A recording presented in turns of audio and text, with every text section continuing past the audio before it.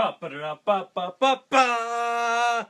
Welcome back to another episode of Gluttons for Geekdom Live. I am Nick James, and today we are going to be talking about Bill Murray. Yes, Bill Murray himself. The man, the myth, the legend, the guy that everybody wants to hang out with. And it's not really even a lie. Everybody wants to hang out with him. Let's just start off with an awesome fun fact.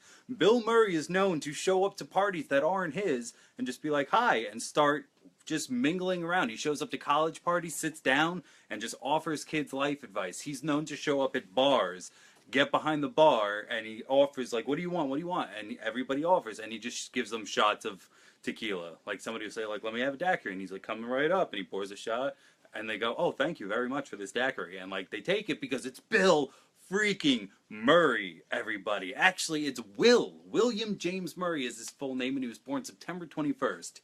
If I was born one day earlier, I could have shared Bill Murray's birthday by, 40 years, but September 24th, 1950, he didn't really start to come into, like, what we track. I'm going to try to go a little fast because I want to talk about a lot of them, I'm going to try to get a lot in at once because it's a lot.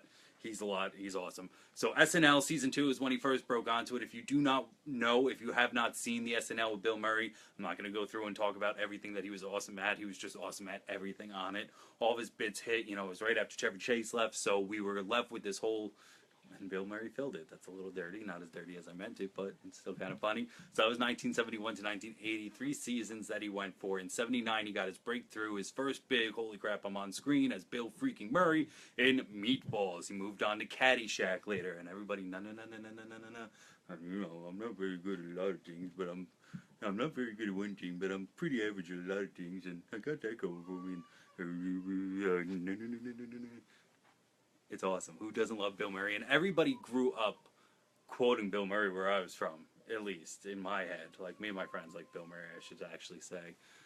Stripes is the first one that I want to really go into, because Stripes is the first one that I sat down and watched after really, like, I can't say it's the first Bill Murray movie I saw, because Toon Squad, him showing up and being Bill Murray in Space Jam is that. After that, Osmosis Jones came out in 2004. I watched that a lot. So Caddyshack, or Meatballs, I don't think that I've ever actually seen full thing start to finish. Caddyshack, I obviously saw a lot, but I went and sat down because my dad was like, what do you want to watch? And if you see the Stripes, it's Bill Murray, and he's just looking around. I was like, what is this? And it's R-rated, and it's a little risque for a kid to watch, but it's only, it's all silly humor, so...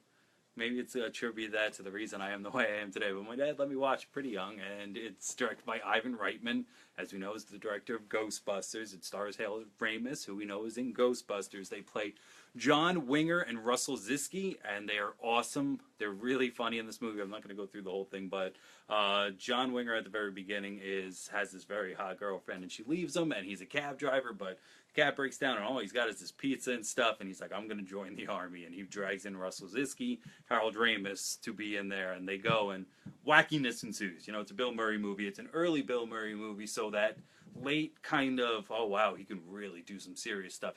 He was still really on his comedic streak. I'll tell you when that breaks. So other than that, when I say, it's a Bill Murray movie, that's what I mean for back then, because at that time, nobody knew, like, the heart of Bill Murray and what he can really do. So John Candy was in that, let's have a nice little John Candy. Love you, John. Hopefully stuff's going good up there. Ghostbusters was 84, like I said, again, that was directed by Ivan Reitman and with all his friends.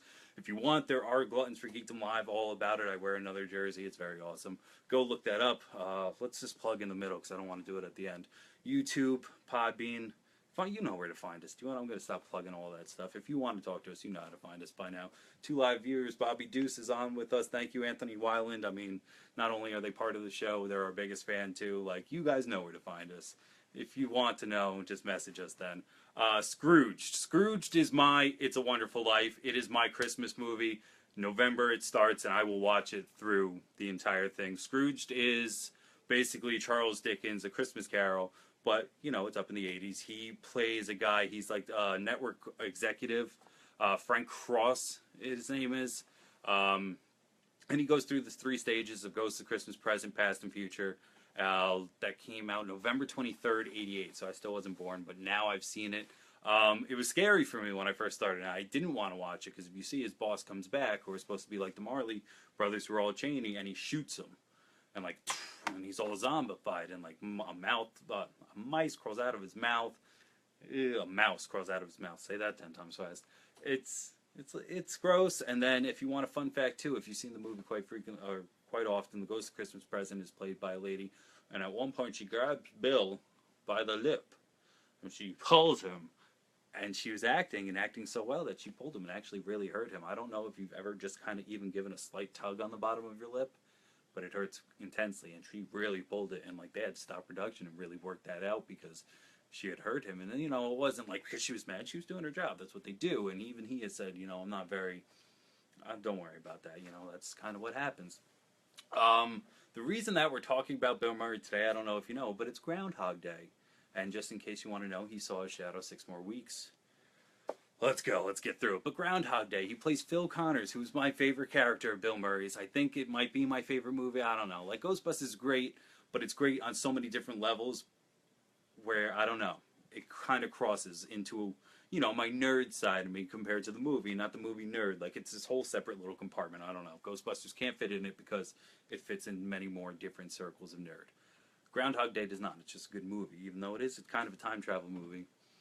If you haven't seen it, Phil Connor's in it, and if you also haven't seen it, just to keep it geeky, do you know who's in it? Michael Shannon. Yes, I will find him. General Zod he's not sure whether or not to marry this chick, and every day, he sees him, because if you don't know the thing of Groundhog Day, he's stuck in a time loop. He cannot stop living Groundhog Day. If you really watch it, they figured out a number of how long he spent on that day. And he was there for like hundreds of days, if not years. I can't remember the exact number. I'm going to look it up, post it down below.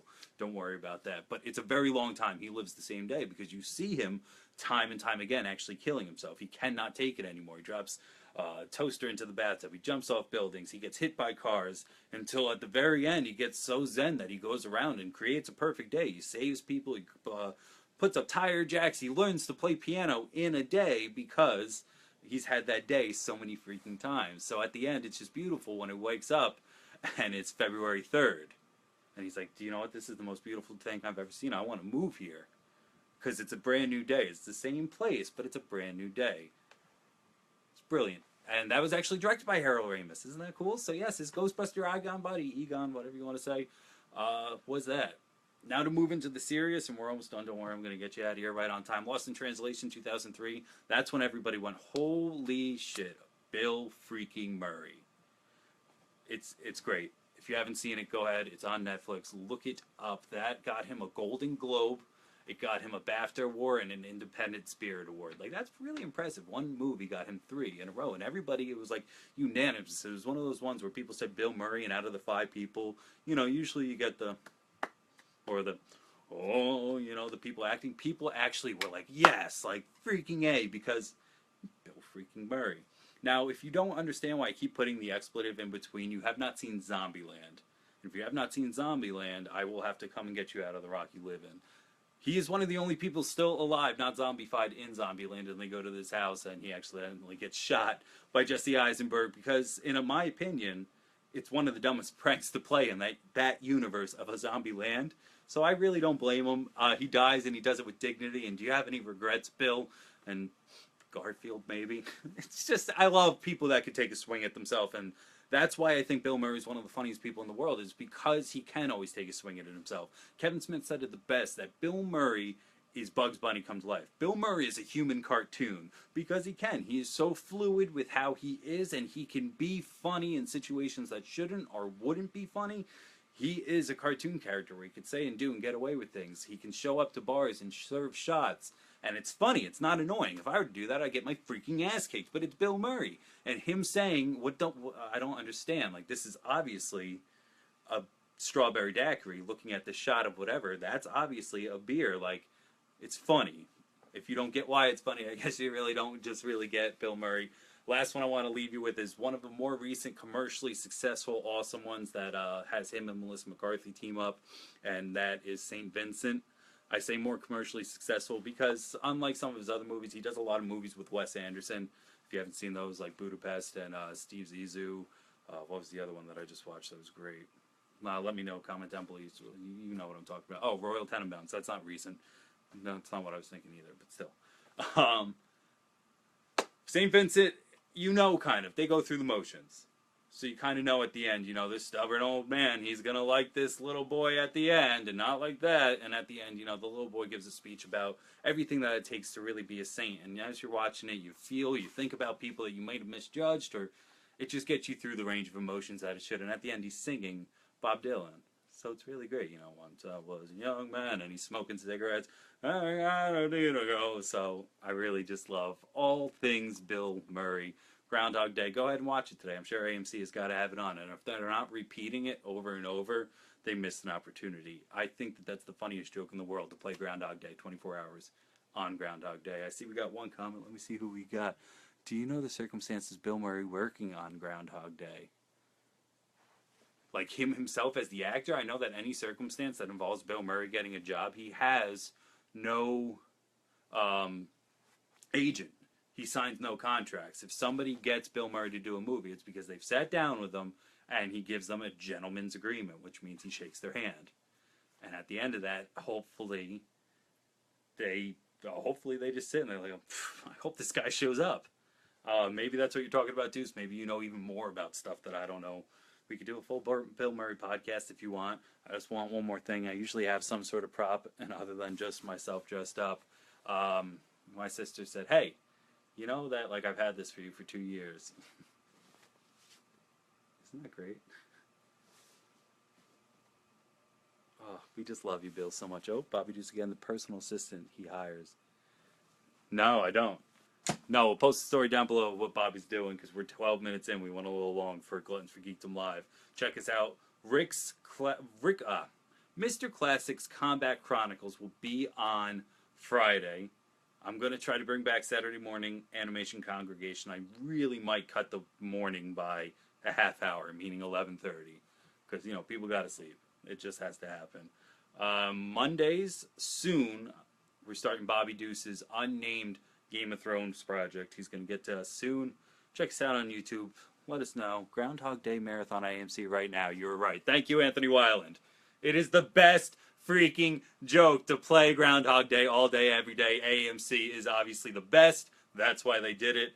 I have been Nick James. Thank you for watching, Anthony, Mr. Bobby Deuce, of course, always coming back. Everybody out there watching, thank you. Join us again tomorrow, Friday. What do you want to talk about? Let me know. Nick James, Gluttons for Geekdom, live.